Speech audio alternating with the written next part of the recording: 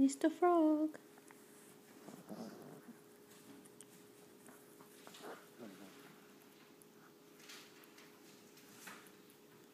He likes to do stuff that look like he's eaten corn in a cob. For this particular frog.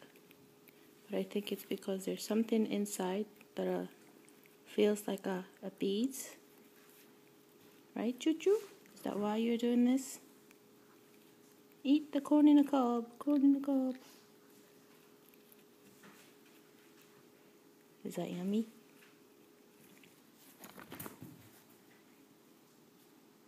Still doing that.